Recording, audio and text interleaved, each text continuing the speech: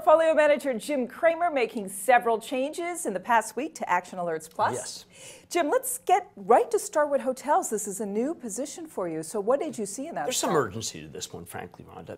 I think that David Einhorn is really reaching some conclusions. He's the acting CEO, but he's not just an acting guy. He ran Vail. He's really had tremendous, probably the greatest travel experience any CEO has had. He's been in every bit of business, and he recognized that there's a lot of value Starwood. He could go the Marriott way, which is a spin-off, the Vacation Worldwide properties, the equivalent of it, which is timeshare. He could put the company up for sale. He could start growing it aggressively. The company hadn't been growing. So many ways to Starwood to win that I felt we had to get it on right here. Typically, I would say, listen, we could leg in. I wanted a lot of stock at these levels so I can double down if the stock even breaks through 80.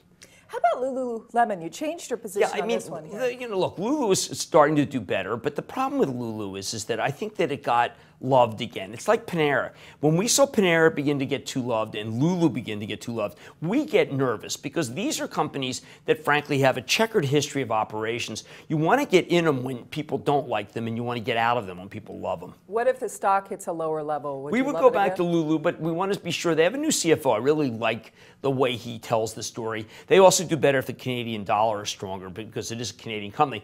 But what they really need to do, frankly, is show that they can take on Nike and Under Armour in a big way, and they've not been able to execute well, and that's a problem for me.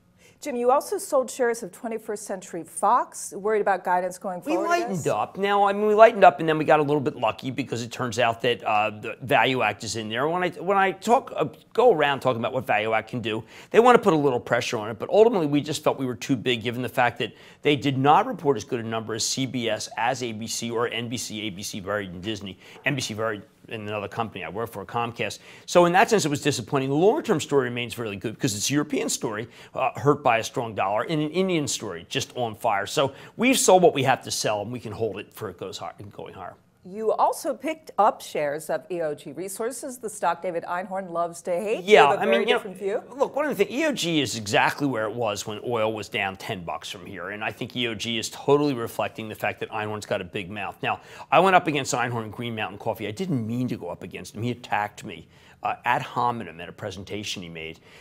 And it turned out that he was shorting the stock. I felt it was going to go higher. He ended up capitulating, paying a much higher price than he had shorted at. And then I just said, ring the register, but own Coca-Cola instead. He's going to be wrong, I think, on EOG. EOG is a really good operator. It's not just a regular oil company. It's the one that has the best balance sheet, has the best prospects.